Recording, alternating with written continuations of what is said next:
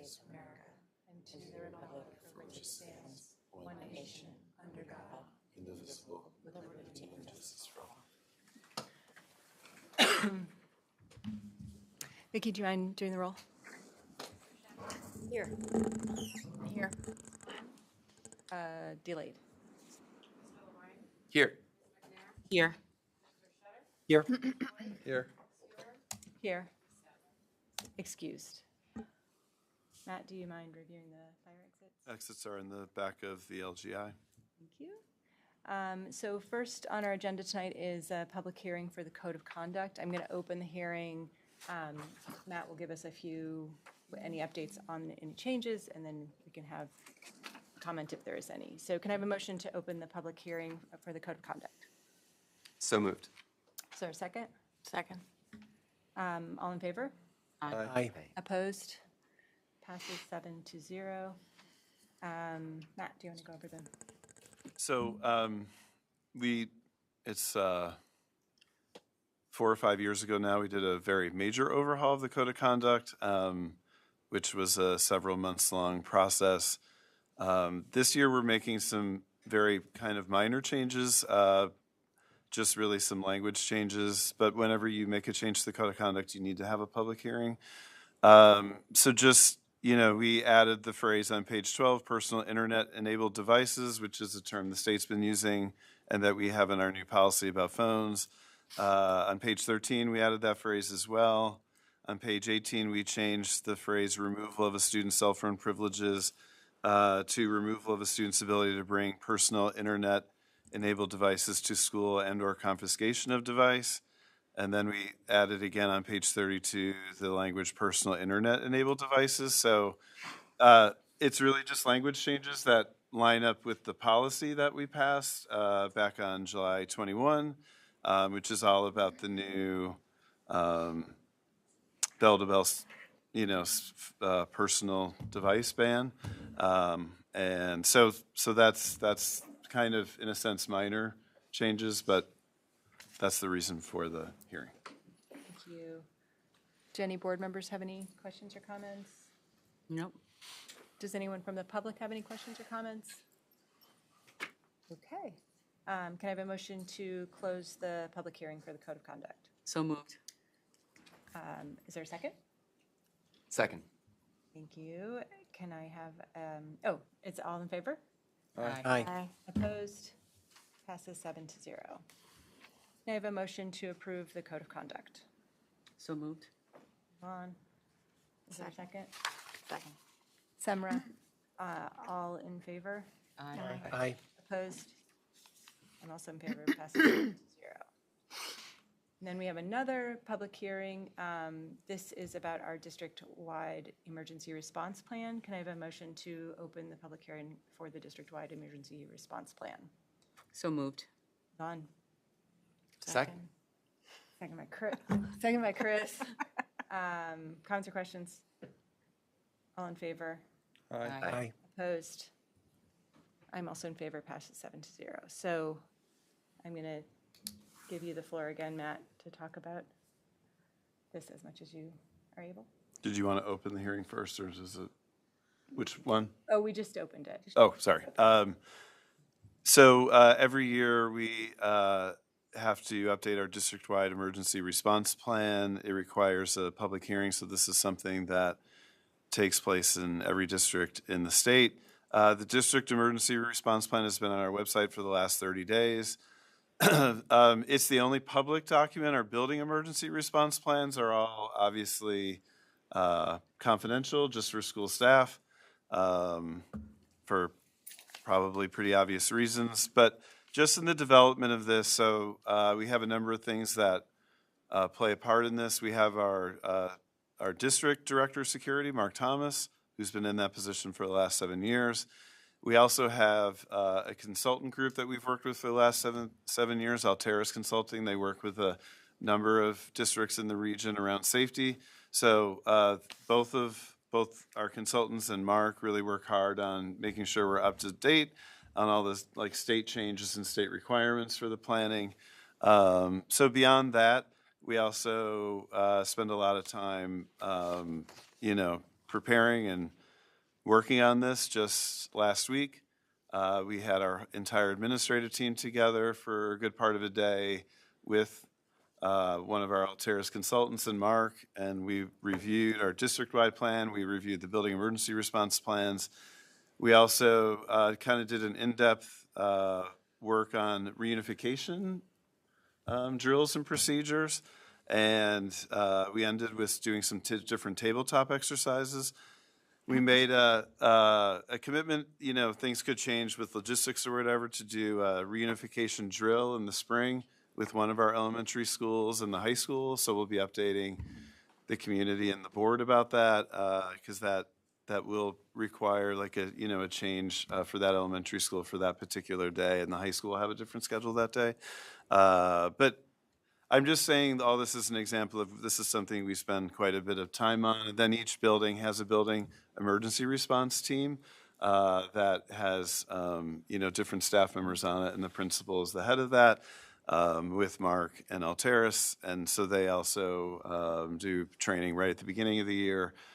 The staffs of all of our buildings are trained at the beginning of the year in this, and then we do frequent sort of reminders and trainings throughout the year too. So the hearing is just, not just, but it's a state requirement for our adoption of the district plan. The last thing I'll say is the district plan, and then the building of our individual building emergency response plans are uploaded to the state in like a private file, so the state has them. And the last thing is we also work with local emergency responders and law enforcement on both the development of this. They have all of our plans, so they know how to respond.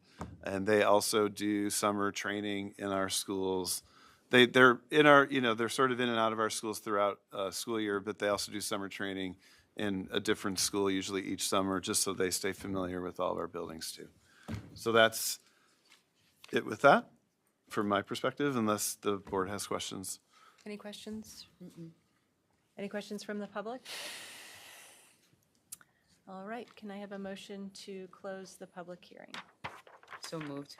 Levon, is there a second? Second. Chris, comments or questions? All in favor? Aye. Aye. Opposed? I'm also in favor, passes 8-0. Can I have a motion to approve the district-wide emergency response plan? So moved. Levon, is there a second? Second. Kristen, we already went through comments and questions. All in favor? Aye. Aye. Opposed? I'm also in favor, passes 8-0. Next on the agenda is open to the public. I see some new faces in the audience. Well, I just want to let you know that there is a 4-minute limit to your public comment. Is there a sign-up sheet?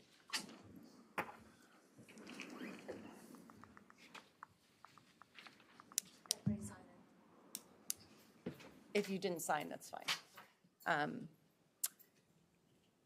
Because I can't read your handwriting. Elsie? Yeah. Okay, welcome, Elsie. Everybody.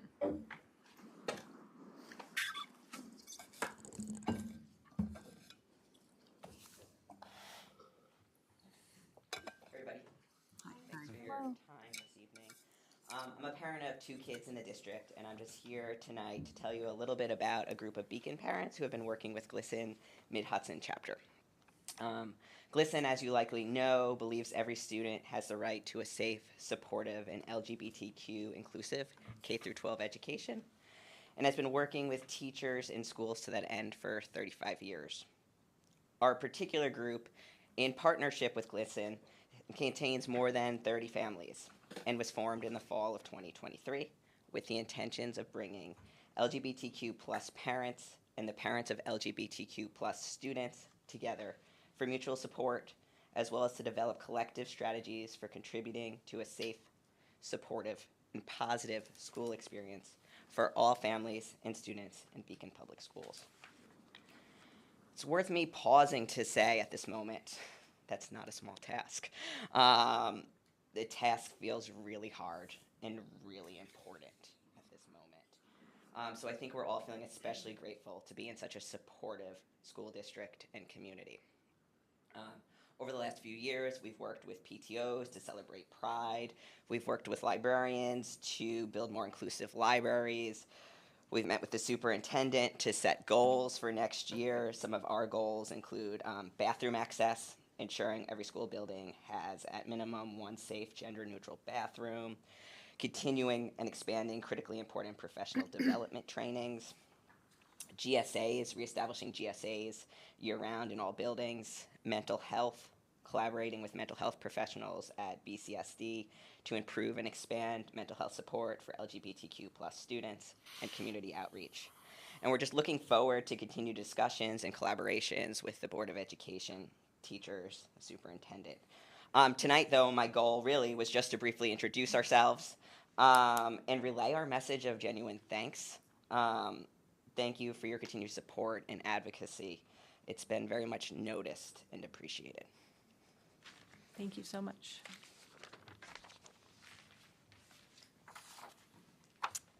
Next on the list is Matt Casey.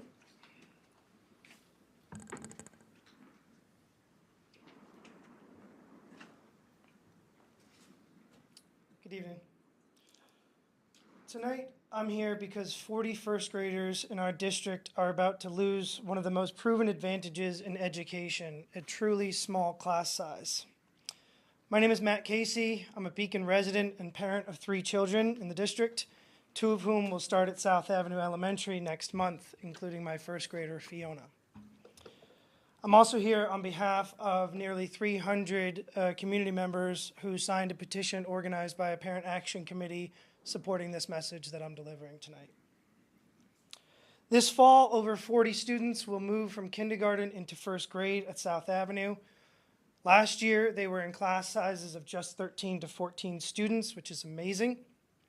Under the current plan, which has had no public discussion or announcement of any kind, so far as we know, they'll be placed in class sizes of more than 20 each, going from 3 classes down to 2. As I'm sure you know, first grade is when students are expected to learn how to read. Larger classes mean less time for teachers to meet daily curricular goals and support multiple RT1 IST processes. That creates a disincentive to identify reading delays, a decision that could stunt reading development and cost the district far more later in years to come. This spring's budget promised small elementary class sizes. Small is not subjective. Decades of research, including the Tennessee STAR project, define it as 13 to 18 students. Early grade classes in that range lead to stronger reading skills, higher graduation rates, and better long-term outcomes. We have yet to find any study that calls class sizes of 20+ students small. And while it's fair to compare the district's 4 elementary schools to one another, our goal should be small class sizes for all of them, starting wherever we already have the means.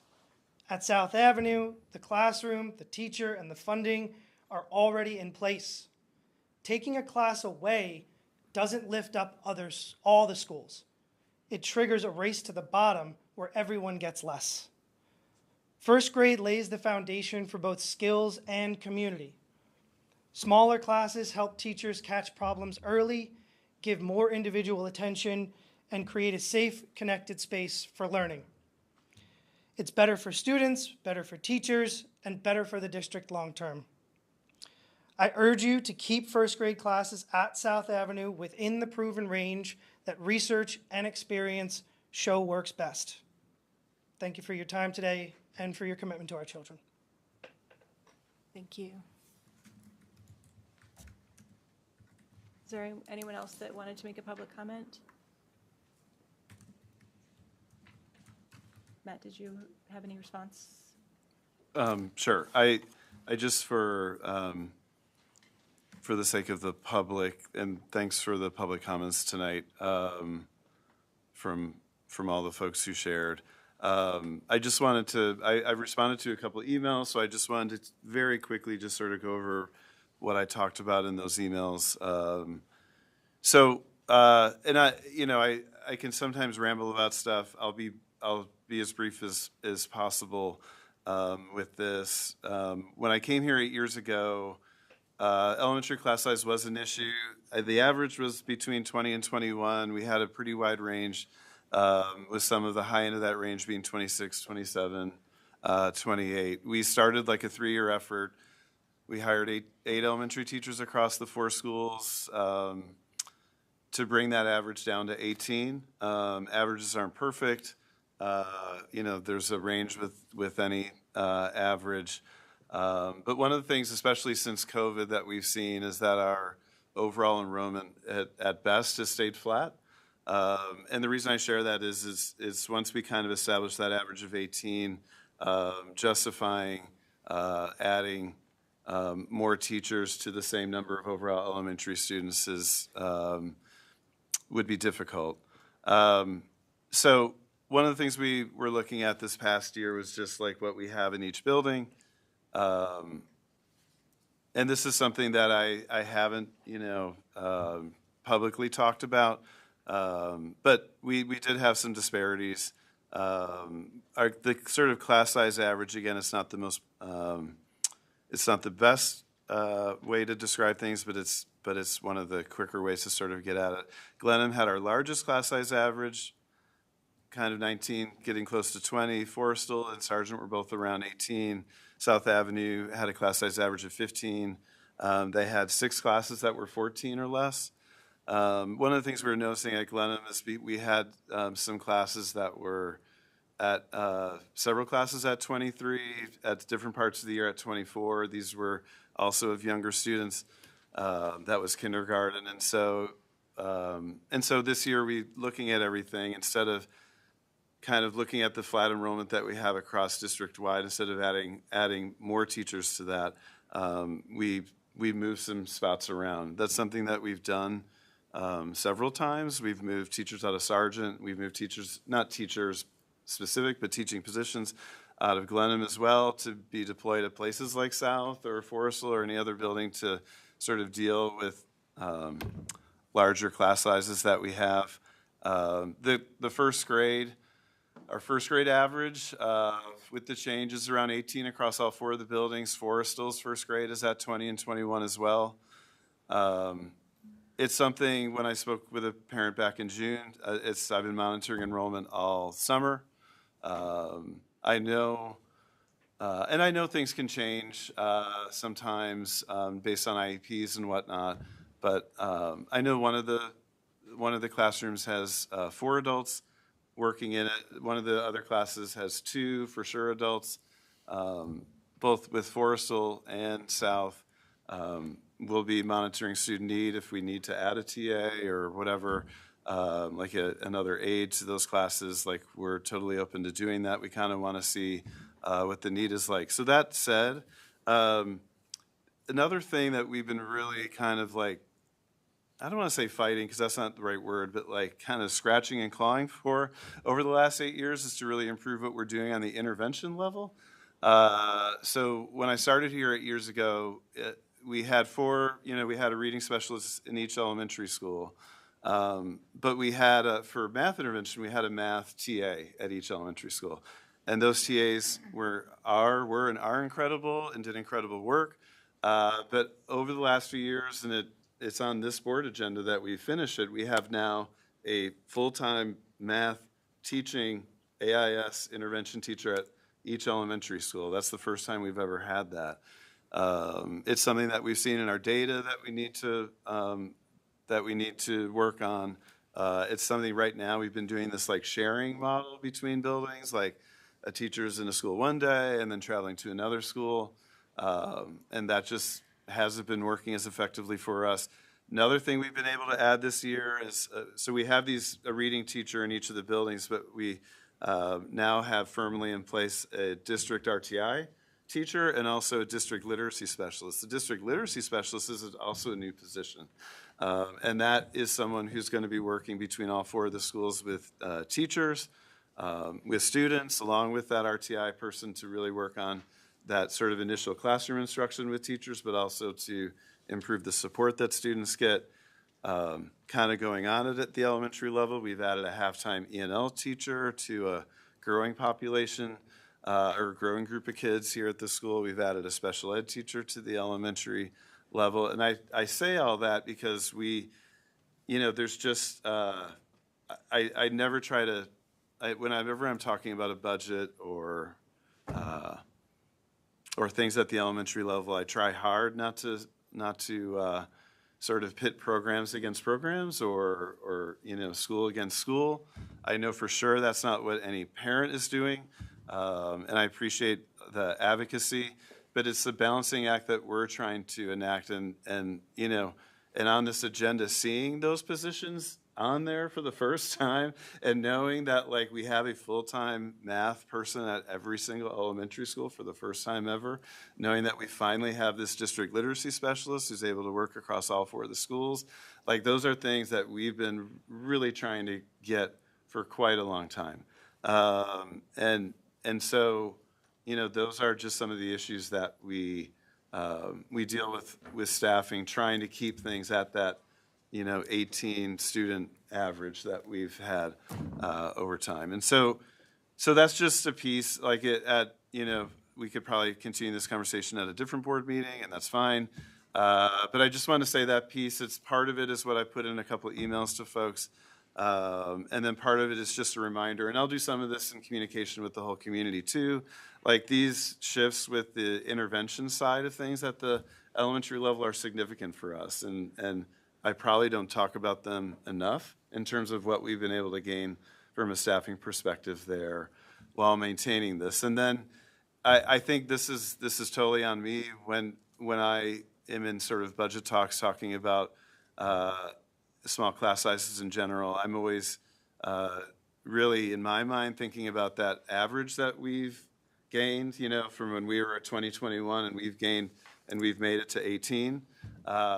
And so that's on me. I certainly don't want to feel like I've led folks astray, and I know some people have said that. That was never my intent. But I'm always searching for maintaining that average, and however sort of flawed averages are, that's always been my goal. So enrollment's not firmly in place. Like there's a lot of question marks.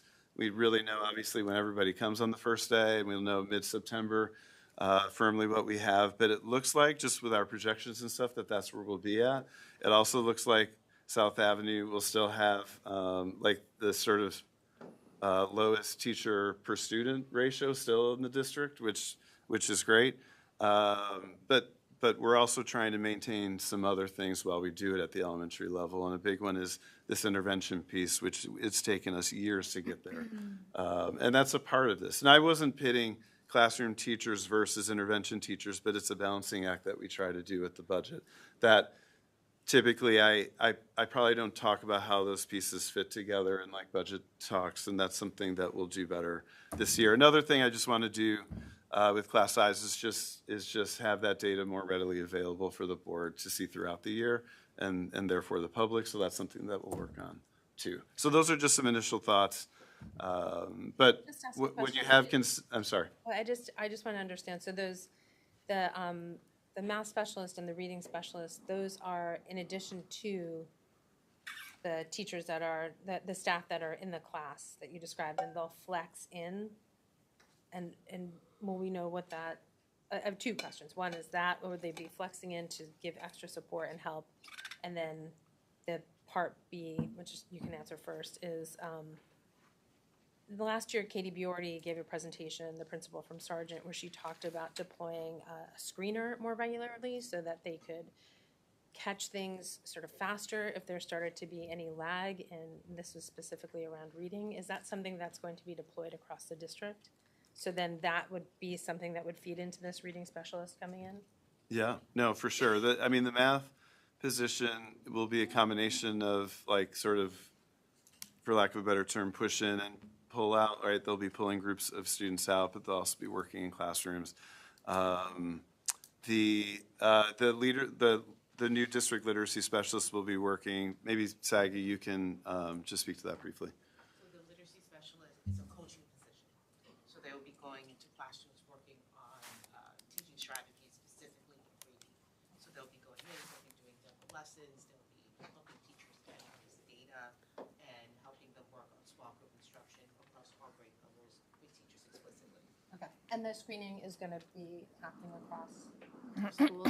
The screener, I remember when Katie, the reason why I latched onto that is just because I have a child who's dyslexic and was not identified for a good bit of time while they were in school. And one of the things that I heard when she presented was in that place of like, the sort of traditional RTI process has sort of we've moved away from, it's my understanding that we've moved away from that and we're doing things where we're capturing things more in real time and addressing them in real time rather than just looking at benchmark. Just because what I heard in the public comment was this question about if the gaps that might occur if there's a sense that a student isn't getting the specific attention that they might need. So what I'm calling back to is last year when Katie presented, that was something that was being discussed about being deployed across the district to prevent something like that from happening. So we have within our assessments, so the assessments that we have, there are screeners that we can give throughout the school year. So we're now waiting for those benchmark assessments. Right. So that's So you what can she's talking start about. identifying in real time Yeah. if there's an issue, Yeah. so preventing So a what lag. we actually did is that our academic intervention services list is already done. We did that actually in June at the end of the year. So services are starting actually the first week of September. Okay. So it's starting like immediately. That's great. Yeah. And then our first benchmark assessments that do start in September, anyone that needs to be added can be added. The services are starting immediately. And as Matt said, the fact that we have now a math AIS person in each building, I'm very excited. It's like Christmas for me. The fact that we're able to do this is actually going to really help with our math instruction as well. So, but the literacy specialist is a coaching position. Coaching. Is there, in terms of like the teachers at South and how they're, what's happening with them understanding this change? Do they feel supported? Do they feel they can handle this increase in class size? I'm just wondering how we're managing that in terms of, I mean, that's a hard I've spoken with Kelly Amendola frequently about this. She's talked with that team quite a bit. What Kelly's telling me is that they are feeling ready and supported for it. Like I said, it's not just the two of them. There's a large number of both, in one class, a teacher there, another teacher there for most of the day, and then also TAs and aides working with them too. My sense is, yeah. I mean, one of the things with this, we like the principals to be, to kind of like, they obviously should have a say in their staffing. And Kelly has a higher grade level that has really low class sizes that she is sticking with based on student need and what she knows of the students. And so that's something that, each of our principals, Forrestal is a little bit is probably our most predictable 2 classes per grade school, but the other principals also make those kind of decisions with staffing too. But yeah, these are based on my conversations with Kelly, for sure. And there's opportunity. I met with her today. I've been talking with her kind of on a weekly basis about all this. I was just going to say, there's opportunity for parents or for changes to happen, as a school, and if suddenly they cannot handle it, or if something is really troublesome, there's a remedy potentially. I mean, that there's And a lot I don't of variables not that that I'm go into predicting that, but I mean, this same message is going to go to Crystal at Forrestal because she has the exact same numbers for her first grade class as well. Like if there's issues you're seeing with teaching of reading or any issues beyond that, we said it loud and clear to Kelly again today, let us know what you need, and we'll be checking in on a very regular basis to see what she needs too. We have had over my years of large number of classes that have had this number. I think our teachers are really well equipped to deal with 20 or 21 kids in a class.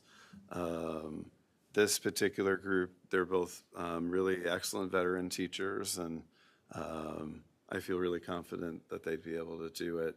But, you know, last year we had 23 and 24 students in kindergarten at Glenham. Like Sargent has had 21, 22, 23 kids in first grade a fair number of times.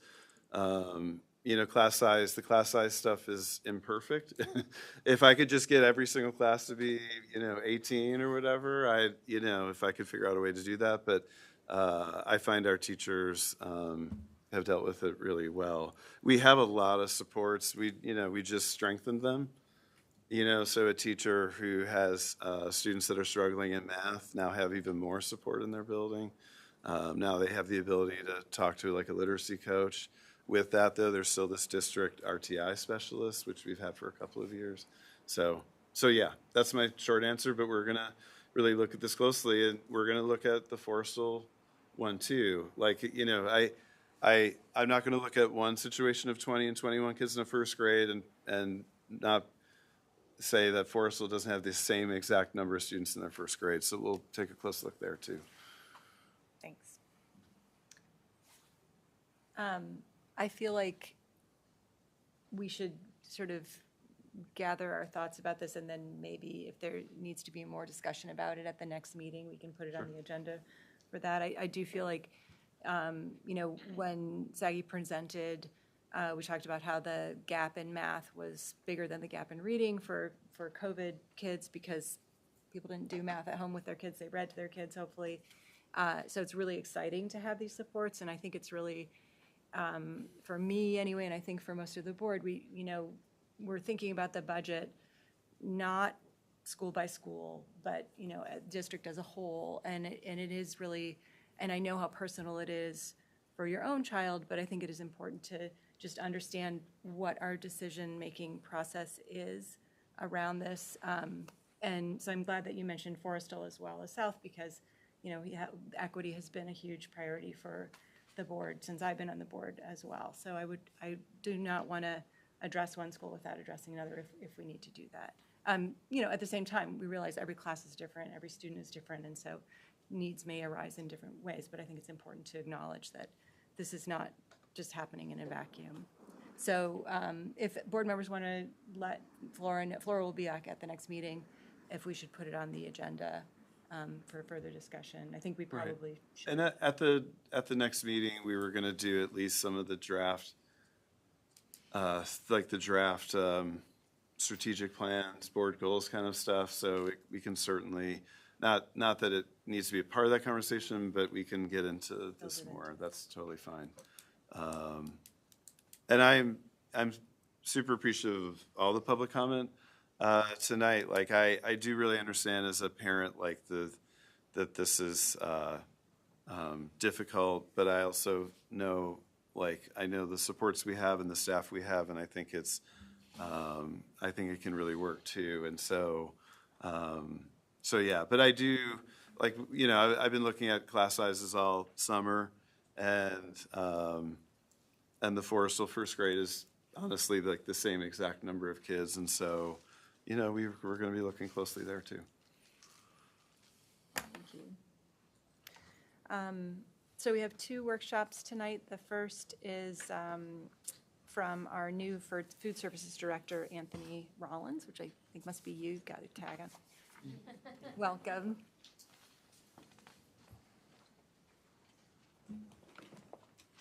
Good evening, everyone. Okay.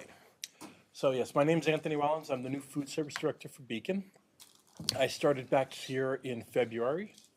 So kind of feel this is a good time to get to meet everybody and let you know what has been going on and what the goals are for the near future. We've made some changes over the summer, and we'll just get right into it. So, okay. Give you guys a little background about myself. I have 27 years of restaurant experience. I have 17 years of restaurant management experience. I'm going into my 5th year of school food service. Before coming to Beacon, I was the school lunch manager for Sullivan County BOCES. We were part of a COSER where I helped oversee Liberty Center School District and Fallsburg Center School District. Main reason why I left, I live, it's a great opportunity to be closer to home. I live in the town of Walk Hill, so an hour drive compared to a 20-minute drive is always great, especially being a parent. I'm closer to my family, which is a nice thing. We're part of a COSER now with Capital Region BOCES, where the district has bought into some of the services that Capital Region BOCES offers. Big thing is the district now has a registered dietitian at any time. That dietitian does oversee about 32 other districts, but they help with our menu planning, our nutritional analysis, and to make sure that everything is still USDA compliant. And when we have our admin reviews, that we will make sure we're staying inside of all of our guidelines and making sure we're serving all the proper nutritionals to everyone. One thing we also did is we have currently changed our point of sale system. We used to use Mosaic. Now we're using a program called Link. You might hear some people call it Titan. They changed their name recently to Link now. It is completely cloud-based. So one perk about that is we don't have to have a designated computer to generate our point of sales. If our computer ever goes down, we can grab a laptop, a Chromebook, or anything like that to keep everything running. Even though it is cloud-based, if something ever happens with the internet, we can still log all of our meals, log all of our sales. We won't have to wait for the system to come up and running.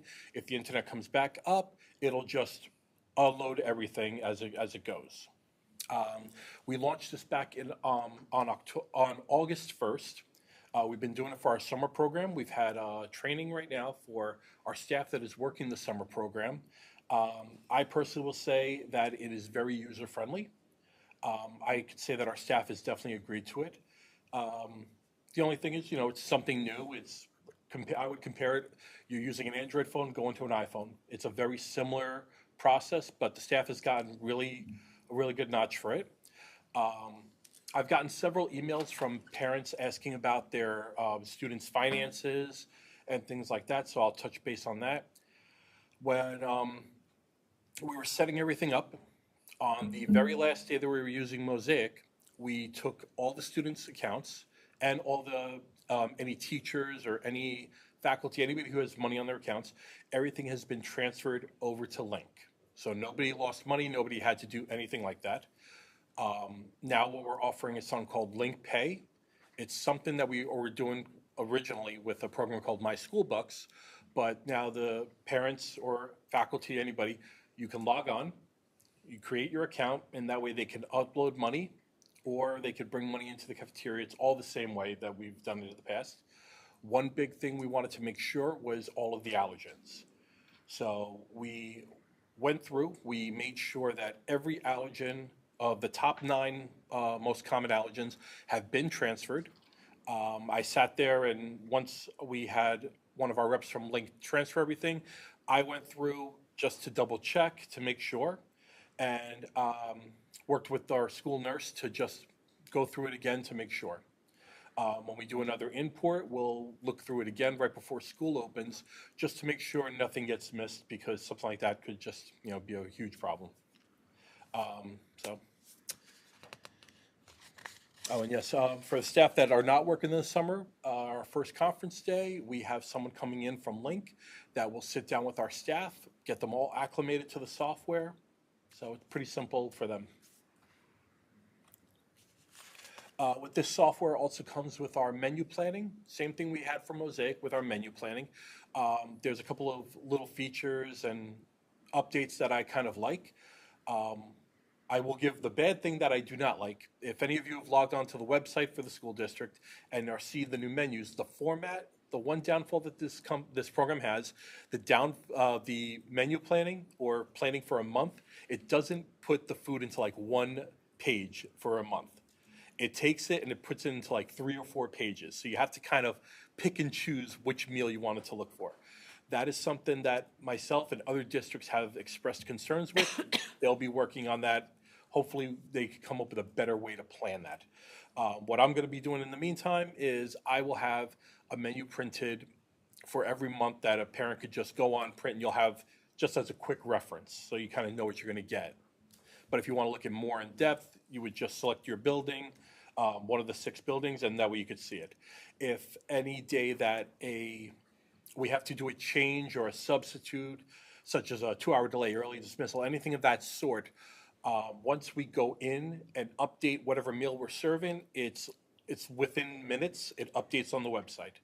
So it does everything in live time. So if a parent finds out at 7 a.m. that the school is going to do a late arrival or something in the sense, they can log on. If we change the meal, they'll know immediately. Also, everything, like I said, is USDA compliant. The recipes gives us a full nutritional analysis. Also, something that there are a couple of updates that I have that are not on the slides. It was a little too late and it happened this week. We can now control our cost.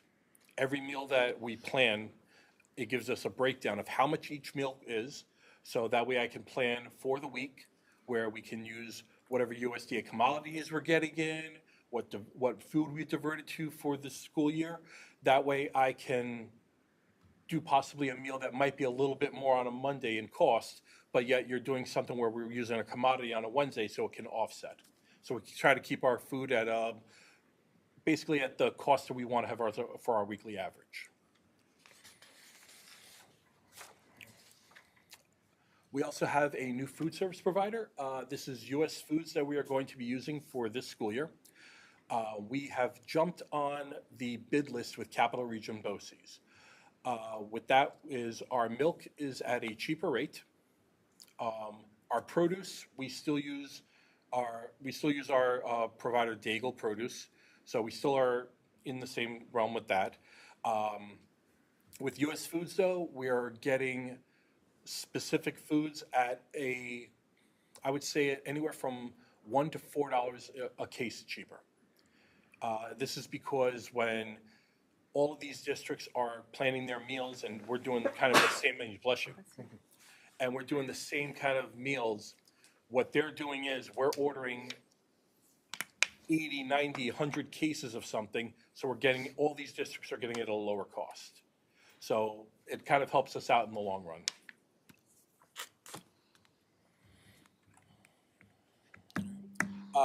We experimented with a couple of recipes. We changed up our mac and cheese recipe a little bit throughout the school year.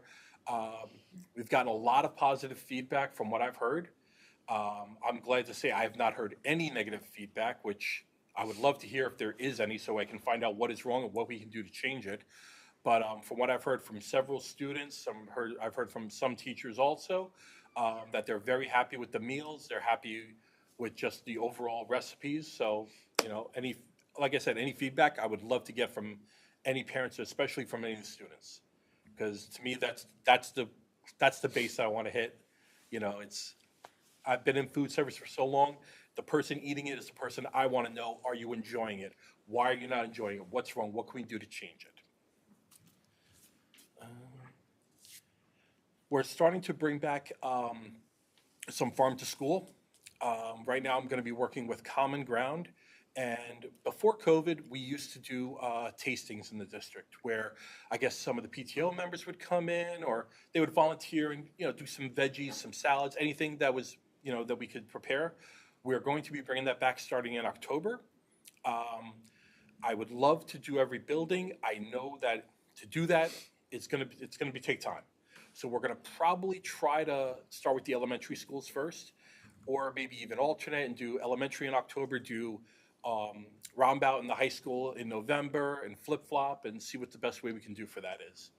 But this is definitely something I'm really excited for because we're showing that we're using our local farms. We're using our local, all local produce and everything. So it's also we're kind of giving back to the community. One of the main reasons why we updated all of these computers, it's a lot faster. Our high school, our ADP is anywhere from 500 to 550. To get 2 of those serving lines, to get these kids in 4 serving classes, in and out, to give them time to have a lunch and everything, you want something that's gonna move a little bit quicker. These computers do move a lot faster, being a cloud-based and everything, we eliminate all those little issues or problems that we could have. And I feel that it could also help increase our ADP and get more kids in there eating.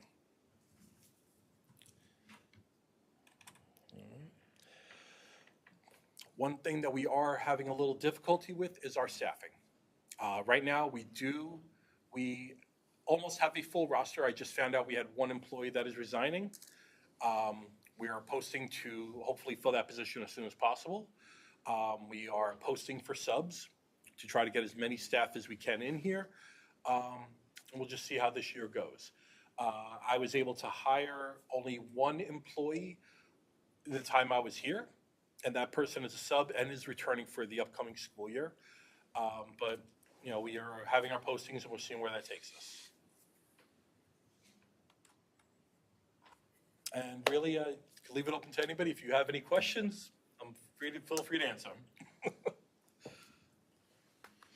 Anyone have any questions? I'm really happy to hear that the tastings are back. That was Yeah. very popular pre-COVID, so thank you. Yeah, and such a great way of introducing vegetables to kids who might not be choosing them. So. I definitely feel that it's a good way to do it because you just have the parent, even if it's a parent doing it, it's probably might be more welcoming maybe. Yeah, absolutely. Great, thank you Thank so you. much. Thank you. Very Thank you, nice to guys. meet you. Thanks for coming. Pleasure to meet you all. Thank you.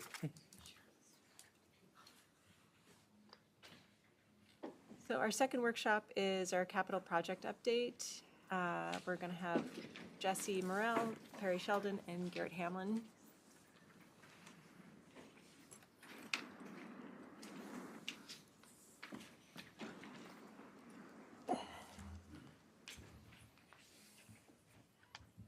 Let's see. You know how this works? Yeah. Sure. Good evening, everyone. My name's Jesse Morrell. I'm Director of Facilities. We're here to give you an update on the scope and phasing of Capital Project 2024. But first, I'd just like to introduce some of the people that have contributed to the development of it, along with the Facilities Committee. You want to start, Perry? I'm Perry Sheldon. I'm a consultant. Been working now a little over 3 years with the district on your capital project. Jeff? Jeff Morris, construction manager. Garrett Hamlin from Good Tetra Tech. evening, folks. I'm Garrett Hamlin from Tetra Tech. I'm a new face for Tetra Tech. It's really nice to meet you. I've met some of you along the way. I had some availability in my schedule, and I have an expertise in bigger projects. Pam and I have worked together for years, and so when CIP 24 passed, I stepped into the role of principal in charge of the project, and I'm really about the project, so I'm really excited.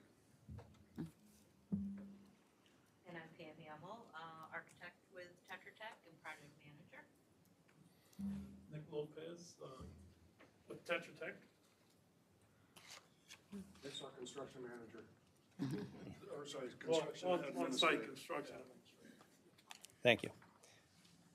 So our purpose today is really to give you an update on where we are and going through the project. And this for Capital Project 24. And also to try to lay it out, it's kind of a roadmap so you can start to see where we're going to be and how we move. Because this is a fairly large project. But I want to take a step back and just as a kind of remind everyone of how the scope was developed. If you remember, some of you were here, we started talking about doing some boiler work and chiller work, and it kind of grew from there. We've gotten a lot of information, or used a lot of information, the building condition survey, maintenance records, and also input from user groups and building administrators to develop the whole scope of the project. Eric, can I just interject one thing about Sure. the scope? So in your board packet tonight, there's an executive summary of the scope of the project. That's a document that we've been developing sort of over the course of the last year. And it's an accurate representation of what's in the project. So we've built-in contingencies and cost escalation, so hopefully the project can achieve more than this list, but this is, at this point, the scope of the project. So save this, review it. If you have any questions, please get those to us. We'd be glad to answer any questions you have about the scope. Next slide here, you see these are the different phases of this project. From phase development all the way through to construction. Because there's so many different components to this project, we'll have some things in project design and SED submittal, while we also have some construction taking place.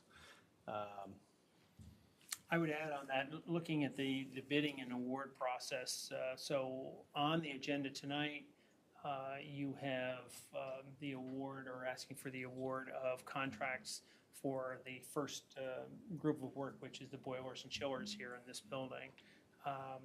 And when we can procure things in different ways. Public bid is where the bulk of the work will come from, but there will be other parts of the project that we may use state contracts or cooperative bids. Then there are advantages to each one along the way, and we'll try to, make the best value for the district at each time. Looking at all the components of this project, we knew that we couldn't do it all in one summer. It was just too much work. So we had to come up with some guiding principles just to sort of help with the phasing. One of the principal ones was limiting the number of buildings under construction, because we didn't want to put ourselves in a situation where we have 6 school buildings all torn apart in one summer and we don't have time to get it back together. So we tried to avoid that to the extent possible. There's some bidding strategy with grouping similar trades. And also, priorities, we where possible, tried to put health and safety out front.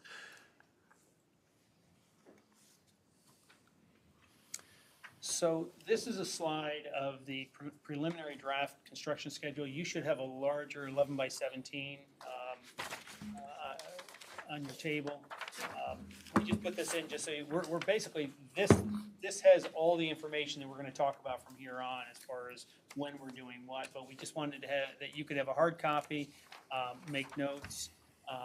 And this is truly preliminary draft. As a matter of fact, we had a committee meeting before this meeting, and there were some things that were brought up, and we're going to go back and look and see if there's a better way to, or a better arrangement to get some of certain things done earlier in the project. So it's a moving target. We're always going to be working on it. This component is the furthest along. This product's been designed, approved by SED, sent out to bid, and we're asking the board to award the bid tonight. This will start as soon as we can shut down the cooling for the year in this building.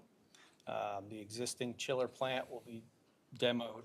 The new one will be installed. Once the heating season's over, the boilers will be removed and the new boilers will be installed.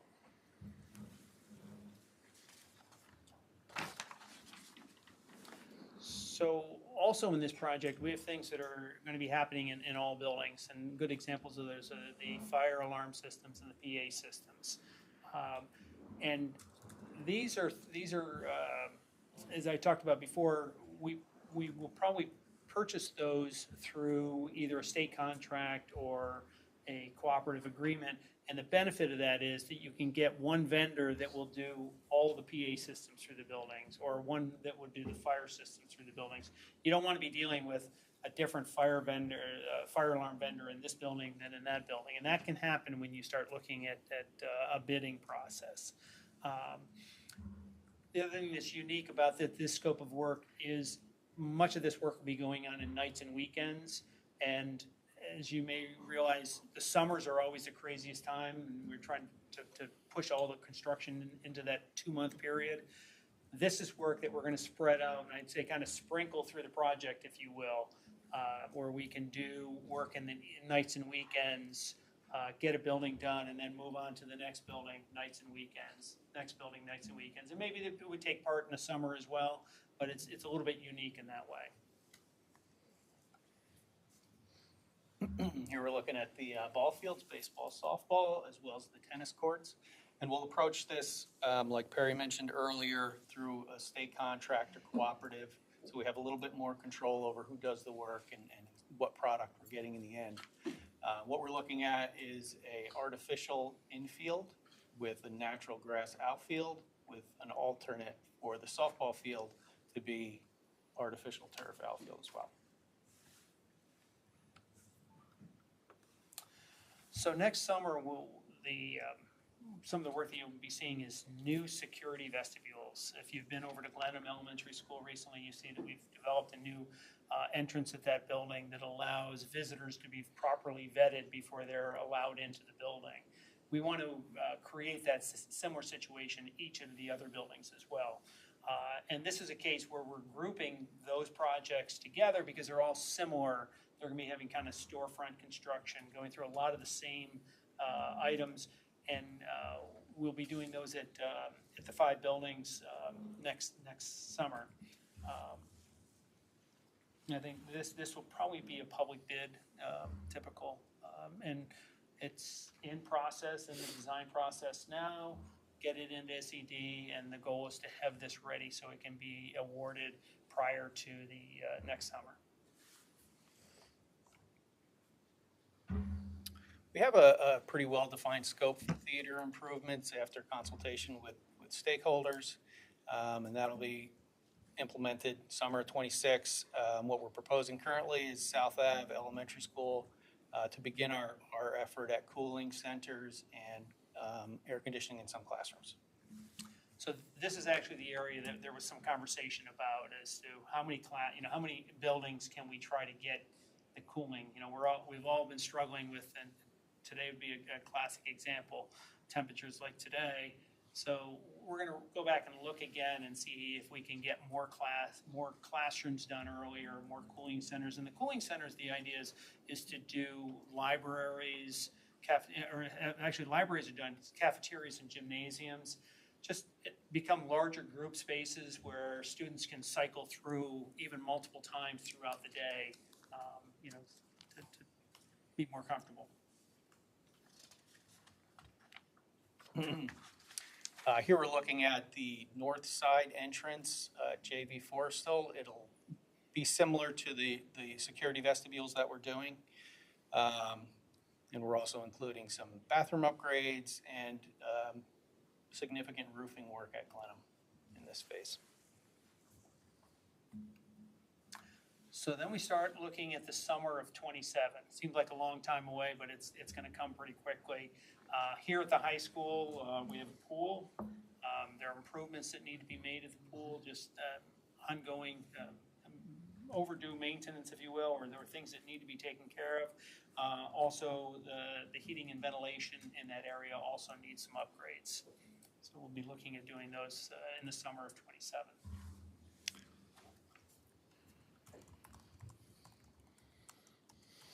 Okay, fall of '27, this is, like Perry said before, there's really no good time to work on the district office. We get a small window of time with schools where we can, basically have room for construction, but the district office is working every day. So it's going to take quite a bit of coordination to get this work done, but we're looking at accessible bathrooms, an elevator. It's a multi-story building without accessibility vertically.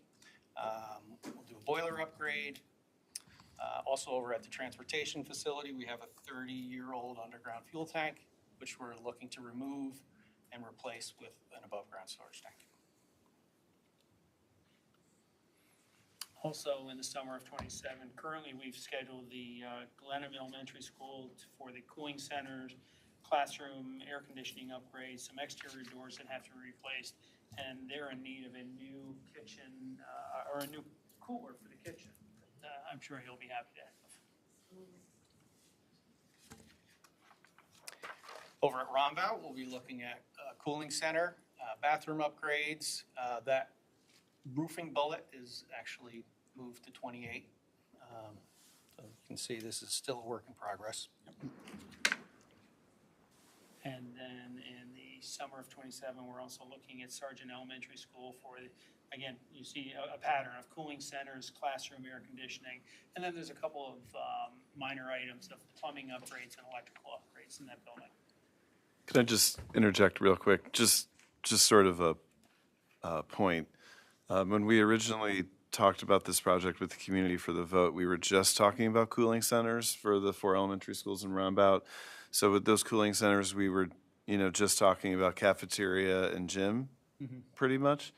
Working with our facilities team, dealing with this hot weather that we've, continually are having, working with our architects, they've found some ways within the budget to expand it beyond just cooling centers, and we're not going to be able to do 100% of classrooms with AC, but we're not putting a number to it, but a significant number of classrooms will have air conditioning through this project too. So I just wanted to just throw that out there because I'm excited about this one, but I know there's a lot of folks that are really keyed into the air conditioning part, and I just wanted to clarify that we're within budget, but we're going beyond what we originally brought to the voters a couple years ago.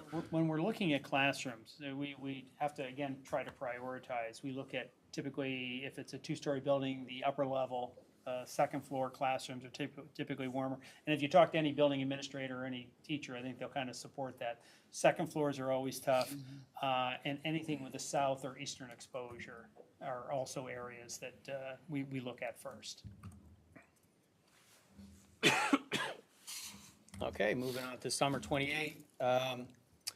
Glenham is not on a municipal sewer system. It has a private septic system, which is well overdue for replacement. So that's going to take place then. Some additional roofing work at Roundabout. We've done quite a bit. There's still a bit more to do, and that's going to include some decking replacement underneath where it sustained some water damage over the years. So again, currently at summer of 28, we're looking at JV Forrestal Elementary School. Again, cooling centers, classroom, air conditioning, roofing, window reopening. If you've been at JV Forrestal, in the lower hall corridor, we opened up some exterior windows that had been closed up many years ago and brought in some great natural light. There's more windows at the other end of the hallway that we're going to open those up to enhance the natural light. Also, the windows in that building aren't, they're not brand new, but they're not terribly old, but they've got some hardware issues that seem to be kind of systemic through that we're going to address those. And then there are toilet rooms to be upgraded. Here you can get just an idea of some of the preliminary steps that need to take place prior to when we can actually see some construction taking place. Here in particular, we're not really in control of this part, so this could change schedules.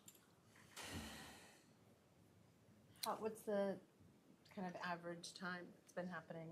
Well, where are we at? Yeah, what's the lead? So the review times for SCD right now are very short. They're 1 to 2 weeks for architectural and engineering review, and then about a month for the fiscal advisor on top of that. We've seen SCD review times up to a year, so this is very short, and the schedule reflects that. We think they're going to stay short for the foreseeable future. One of the big things is SCD instituted a third-party review process where they're using consultants like us or a third-party reviewer to review other architects' work. It's been moving projects through SCD a lot. You don't have to do the expedited through Oneonta or wherever. Something that we're not needing at this point because the review times are so fast. Yeah. Cool. Yeah. So as we've said, this is our draft preliminary plan. Still, there's some moving pieces there that we're going to continue to work on, particularly with the committee and also with our design team. Any questions while we're here? Anything that we can answer? Well, I just want to say, being on the committee for 2 years, this group has been excellent to work with. We pretty much met every other month for a year now, and the plan is moving along rather quickly. It's been great. They've been very accessible to any thoughts we've had, and it's really been great to work with you guys. And within a year of passage, we're almost at the point of work starting. That's pretty impressive, and hats off to the community as well for being behind this project, because this is really good work and stuff that will benefit the students in the near future. So thank you. Yeah, Thank and you. thanks Thank you. for hearing us about the AC, and look forward to hearing your great ideas about how to get it done. Yeah. Hence our meeting next month. See you next month.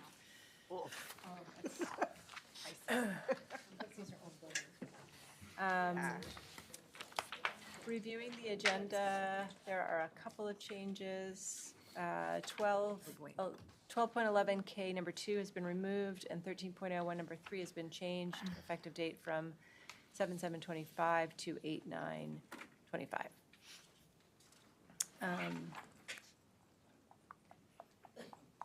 We don't need an executive session. Do any board members need an executive session? Okay. So moving on to superintendent's report. Okay. I'll be quick. I have a bunch of different just updates and reminders for folks. One is, and these are in no particular order, but right around August 14th, we're doing the rollover to our new website. So for a couple of days, right around that time, our website's going to be a little glitchy, so I'll send out reminders to folks, but we are moving to a different, web platform this summer, so next week that rollover will be happening right around August 14th. One of the things that we talked about way back during budget season, it wasn't a huge item in the budget, but about the summer workshops at Beacon High School, and so I just wanted to remind folks that those are happening starting tomorrow. One is called the Summer Bridge Program for 9th grade students. It's a really hands-on study skills training that really gets into like high performance and boosting your classroom study skills. It even has stuff about stress management and whatnot. So we're starting small with this project. So there's 30 ninth graders signed up for that, but it's something that we haven't done in the past. We're really excited about that. We also will be doing a second workshop, college level study habits for 10th through 12th grade students. We have about, somewhere between 30 and 35 students signed up for both of these, so it's probably around 70 total. But this, we encourage students to sign up for this one who are, we're thinking of taking a DCC course for the first time or an AP course for the first time, and there's a lot of interest in this, so it's for 10th, 11th, and 12th grade students. Both those will be happening this week, so we're excited to see how that goes. If it's successful, we'd love to expand it next summer, so we're excited about that. This is just kind of a quick update in terms of this communication is really going to start going out from the elementary principals really soon, if it hasn't gone out already. But it's not changing anything in regards to this kind of set elementary schedule.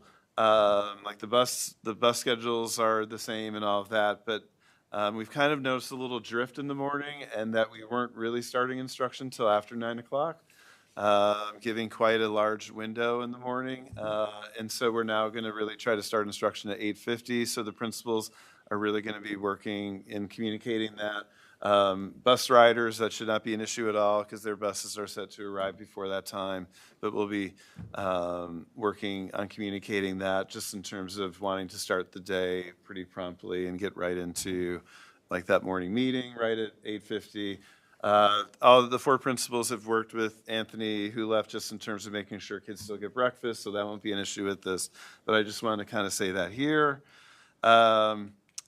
I'll have, a few communications going out. The communities do some updates with the phone process, so we'll be sending out information about exemptions for ways for parents to kind of, look into exemptions to that law, although the exemptions really aren't all that different from what the, what the law has all of our kids doing.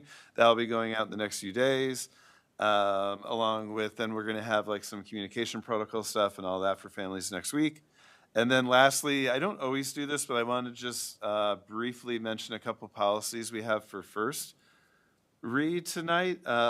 One is conflict of interest policy. This is one that we have not ever had.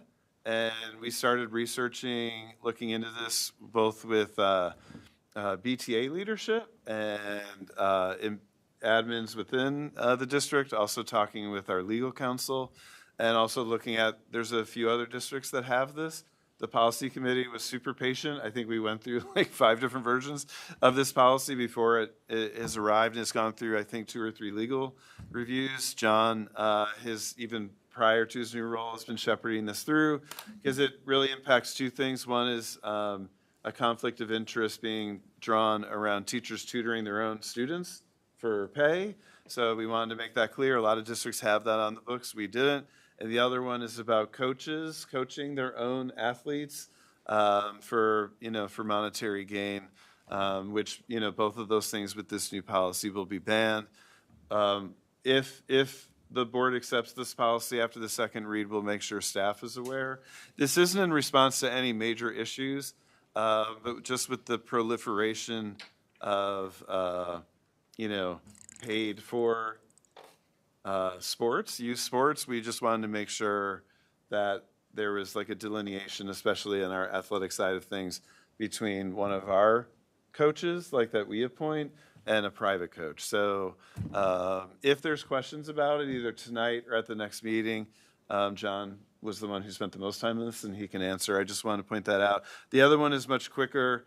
Our lawyers pointed out that our distribution of materials policy really needed a strong update, so that one is just changed in various parts, but changed to that out of my office and any school office, we're only disseminating like community-wide, not-for-profit type communications about events or teams or, activities, not anything that's commercial or for-profit. I think I've asked her one of our attorneys, Allison, so many questions over the last year that she was like, let me look at your policy and realize that we really need to clean that up. So I just wanted to make folks aware of all of that stuff. So, and then I mentioned, we did a really great safety training for our administrative team last week.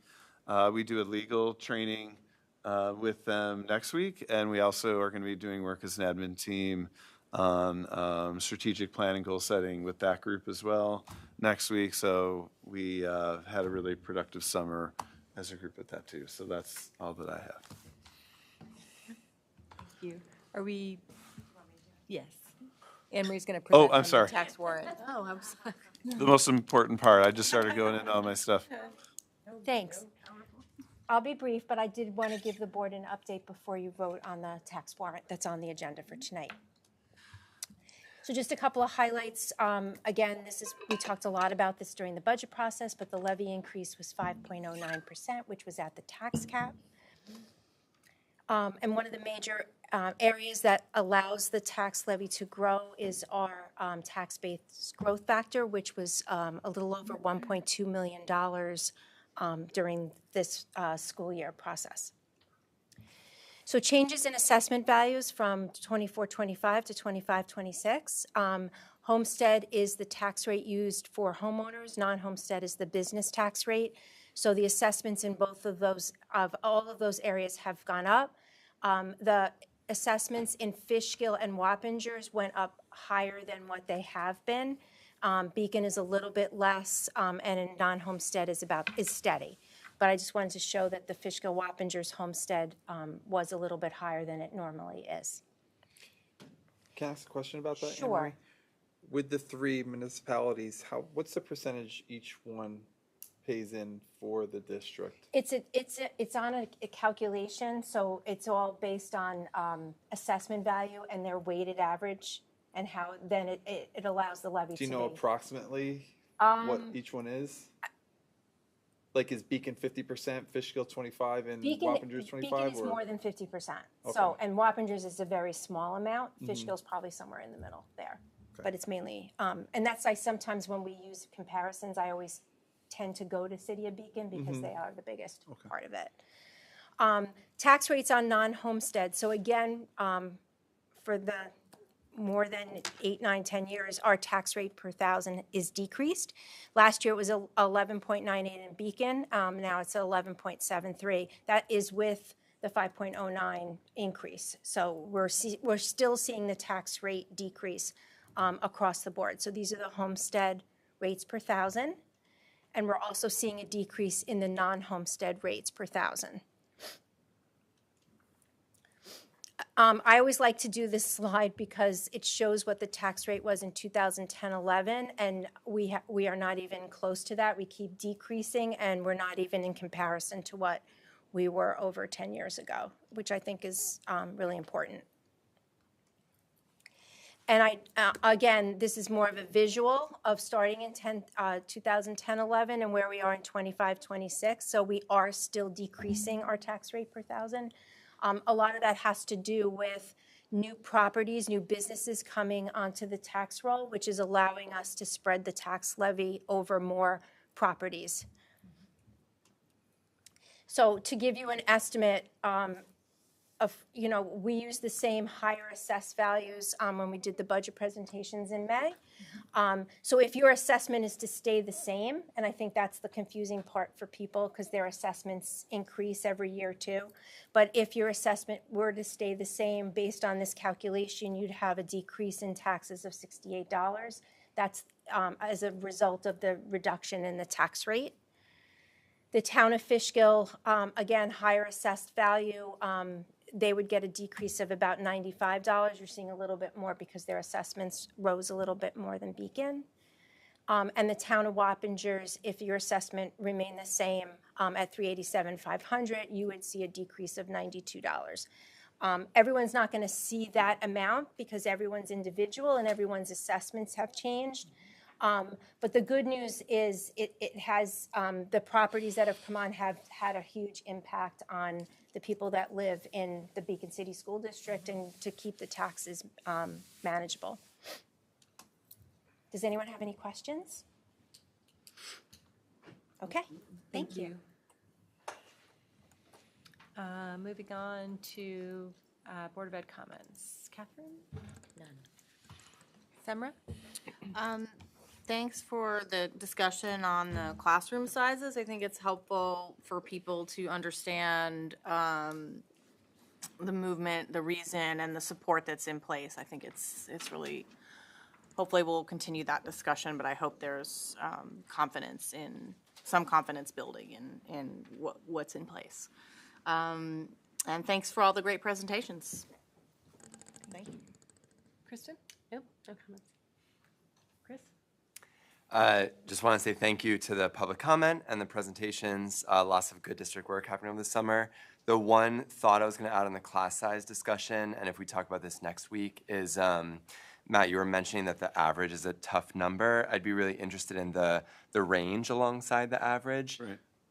I think people might look at the higher end of that range and be interested, but I think actually looking at the lower end is interesting too, because those folks should know that that's not necessarily something that's guaranteed year over year, but something that might be a coincidence for that year. So I think both seeing like where are the biggest classes and where are the smallest classes, and seeing how, like you were just comparing the situation with JVF, could be just really helpful to add more color to the average number. The best, like we could start with looking at last year's, just because this, like this year the numbers just aren't. So we can easily pull that. Yeah. Nothing else. Thanks. Thank you. Lavon? As far as the student class, when you're going to talk about it the next time, is there any way we could know about enrollment in each district too? Maybe from COVID until now, and maybe why that the class sizes have changed? If you could provide that information, that would be good. And that's all I have. Do you mean each school? Or Each school, yes. Okay. Each school. I apologize. No worries. And that's it. Thank you. Thank you. Eric? Thank you for the presentations. Thank you for the public comment. I also appreciate the emails as well. We get a good sense of kind of what we're walking into each meeting, and so we do read them, and we appreciate them when they are coming from the public.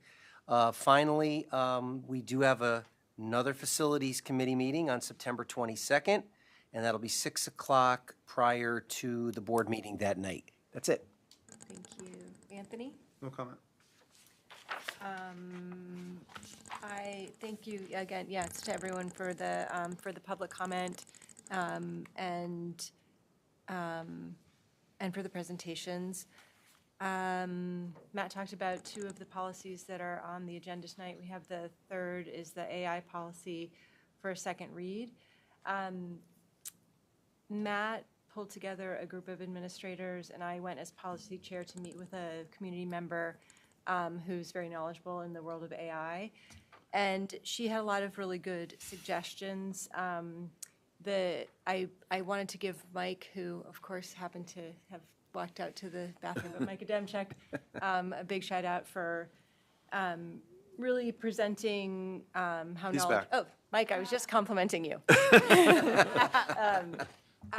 Being so knowledgeable about the security side of AI for the district and how much work he has done to protect the district from, the kind of horror stories that you read about of data being stolen and things like that. So this community, No, go ahead. Sorry. this community member had a lot of suggestions. I will forward that email to the board so everyone has it. I think we really do have a project ahead of us. Matt had a great idea of organizing an AI task force. I think she would be invited to be a community member on it. And just to give the board a heads up about that, we had a good talk with the principal group, elementary, middle, and high, and we currently have a building leadership team, where teachers get appointed to be a part of this team. And instead, we're going to have that same team, but people will be tasked on the team for being part of the AI task force, or being part of the new graduation standards committee, or being part of the positivity project, or things like that. We want to make it more purposeful and direct. So hopefully, either at the August 25th meeting or the September 8th one, we'll be appointing those folks to be a part of that. But also looking because I also really want some students to be a part of this too. I think that's the part that sometimes gets missed in all this, is they're the most important ones regarding AI. So the principals were really excited about getting that going too. So we're working on that. So I really think that through this conversation and just when we were talking about this policy, you realize that AI has, a lot of different aspects to it. And this policy is one of, I think, many that we'll be approving over the year. One of the things I was going to do is contact NYSBA and just see if they're writing any policies, because that's always a great place to start rather than reinventing the wheel ourselves. But in any case, I do think that will be a lot of the work of the policy committee, above and beyond the other regular work this year. And that's all for me. So moving on, we have a few things. We approve all these separately, individually. Okay. So first, can I have a motion? We have a few things before we get to the consent agenda. Can I have a motion to approve the tax warrant? So moved. Levon, do I have a second? Second. Catherine? Any further comments or questions? All in favor? Aye. Opposed? I'm also in favor. Passes 8-0. Can I have a motion to approve 9.02 intermunicipal arrangement with RIC 1 Risk Operations Center? So moved. Second. Second by Chris. Comments or questions? All in favor? Aye. Opposed? I'm also in favor. Meredith? Pass. Just Yeah. for business purposes, 901 is a roll call. Oh, is it? I'm sorry. I didn't see that it was. Vicki, do you want to do a roll call for? Thank you. So this is 901, the tax warrant. Ms. Buscemi? Yes. Ms. Urson? Yes. Ms. Flynn? Yes. Mr. Lewine? Yes. Ms. McNair? Yes. Mr. Shutter? Yes. Mr. White? Yes. Ms. Hewer? Yes. Thank you. We did not vote on 9.02 yet, did we? Let's, in case we didn't. All in favor?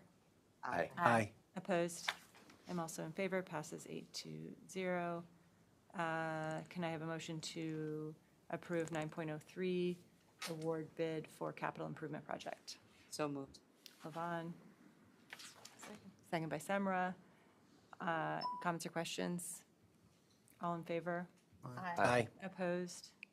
I'm also in favor, passes 8-0. Can I have a motion to approve 9.04, memorandum of agreement with the BEAA? So moved. Second? Second. Kristen, all in favor, or comments and questions? All in favor?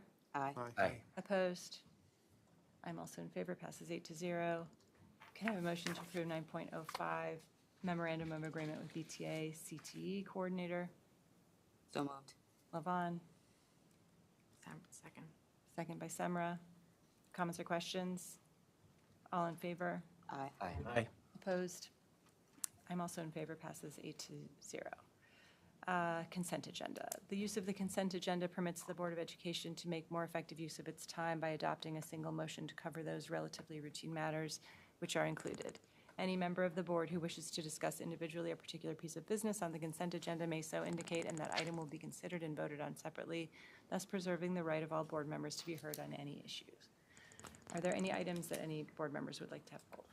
1214. Anything else? 1212 L, spring 23. Anything else?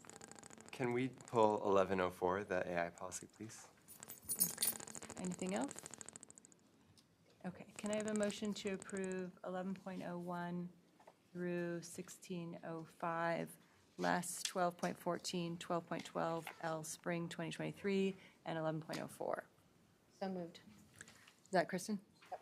And is there a second? Second. Levon? Yep. Comments or questions? No. All in favor? Aye. Aye. Opposed? I'm also in favor, passes 8-0. Can I have a motion to approve 12.14? So moved. Is there a second? Second. Chris, comments or questions? All in favor? Well, I got I- I have a oh, question. Oh, Sorry. sorry, you didn't We say were going too anything. quick there. Yeah. Sorry. I was still processing. I just had a question. It looks like they're all teachers, but number 4. And so I was just wondering, like, that's an administrator, correct?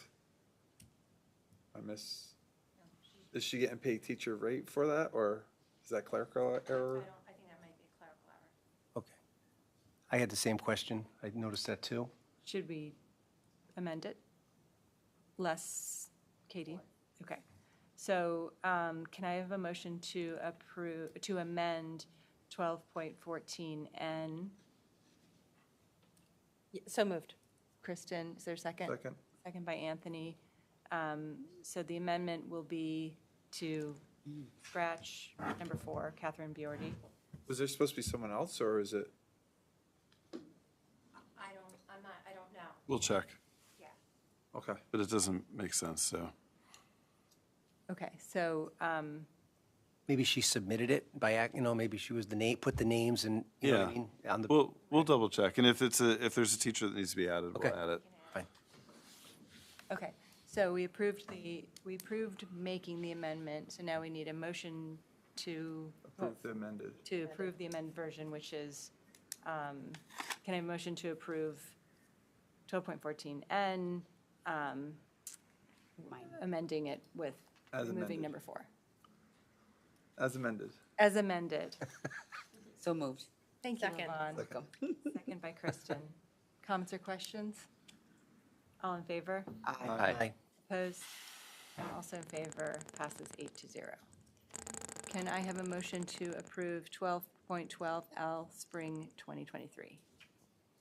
So moved. Chris, is there a second? Second. Samra. Comments or questions?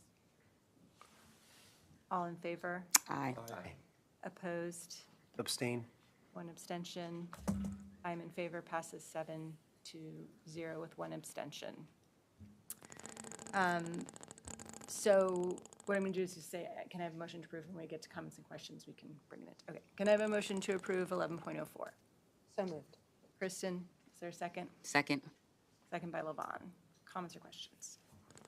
Thanks. I think it's my first time ever pulling something from a consent agenda. So, Meredith, you answered a lot of my questions in your comment. I guess the question I'd love to hear, either from the policy committee or Matt or whomever, is I really like the idea of a task force and getting both like expert voices, but also community and student voices in the room when we're thinking about what to do for AI. And so I'm just wondering about like the order of things. So why would we pass a policy now, kind of before that task force has gotten? Like, are there things that we think are really important to say or include in that policy? Or would an alternative be to give the task force that it sounds like is being assembled an opportunity to maybe recommend some parts of that policy that are more responsive to those voices? So just wanted to hear a little bit more about the thinking there. I think my answer to that would be that this is something that we're already kind of knee deep and elbow deep in the struggle with, especially at the high school in terms of like what the teachers are dealing with. And I think we tried to just sort of get an initial policy out. So when Corey and his teachers are kind of dealing with issues around AI, that they feel like they have some sort of policy backing. So, I mean, that would be my second. I don't know if you want to add something to that, but it's like I think we really want to just get it started. I think I emailed you this. Like, I sort of see this policy is probably going to need to be changed, like, on a very regular basis, because this, you know, the tool is changing every day. But The other thing with that is we cannot allow any AI to be used without a policy in place. So right now, we have teachers who want to use certain AI products for instructional practices, not for students to use them, but for their use, and we're not allowed to approve if we don't have a policy. Yeah. So they've been asking for PD, they've been going to PD, and they've been going and being trained to BOCES, and they can't use them in the district because we don't have a policy. So we want to pass a policy, at least a preliminary one, so they can at least start using them. And then also to address some other things that are, it's kind of out of the bag, the kids are kind of using it anyway. And then of course we're going to enhance, and this is only just like the first step, because yes, there's a lot to actually unpack, if that makes sense.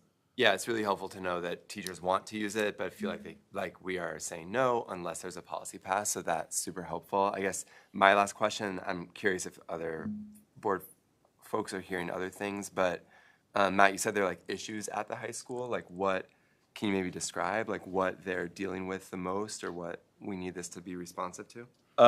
You know, it's students using it to replace their own work, which is right what every college professor in the world is dealing with right now, and high school teachers are starting to deal with it more. So, you know, I think this is more in the English department and social studies departments than some of the others. But so, I mean, they've already, you know, not getting into specifics, they've already had a few issues that they've had to deal with. And I think just having a little bit of policy basis would be helpful. But to the task force part, like I wanted to, you know, I want it to be not just about like, how do we catch cheaters, or, you know, like I really wanted to, not that's not a little thing, that's a huge thing, but like I wanted to also be about how this is impacting our students in terms of how they're thinking about the future, how it's changing their views of school itself. I think all those things are happening kind of before our eyes. And so, I really see this evolving, but right now we kind of want to just at least get like a toehold almost, and having kind of like an initial policy, for lack of a better word, that needs to be improved, because this is big. I think I may have mentioned in an update, Corey went to a conference this summer. He told me, he's like, all I'm going to is the AI sessions. Like, and he literally spent, I think, like 3 days just going to AI, because that's like on his mind, and a lot of his teachers' minds almost more than anything right now. So I don't know if I'm answering, but like it's in, you know, instead of writing the essay right, it's like having ChatGPT do it. I'm giving a very basic version, but That's a lot of what we've been dealing with. Yeah, that's helpful. I'm excited we're asking like the bigger questions too about how students are actually potentially using it as a tool effectively, how we can keep teaching critical thinking in an area where it's very easy to get an answer generated. So I would fully support, passing this policy now, especially knowing that there's work that we're setting up about how to answer some of the bigger questions. Right. No, I mean, I'm going to be quick, but I've been boring my colleagues because I keep saying this, but it's like I really think like what kids are thinking about the future is not how we viewed the future, right? Like jobs seemed fairly clear cut, and I think now it's like kids are really questioning like what job is going to be there, when I graduate or when I'm 30. So that part of it, I think we need to really tap into, not just like the schoolwork side of it, not that that's a little thing, but also like talking about the future, because I think it feels more uncertain to them than we're maybe recognizing. That's just something that worries me a lot. Thanks. Anyway, sorry for the soapbox for people who've heard my speech. Any other comments or questions? Okay, all in favor? Aye. Aye. Opposed? I'm also in favor, passes 8-0. Can I have a motion to adjourn the meeting? So moved. Yvonne? Second. Second by Chris. All in favor? Aye. Opposed? I'm also in favor, passes 8-0. Everyone have a great night.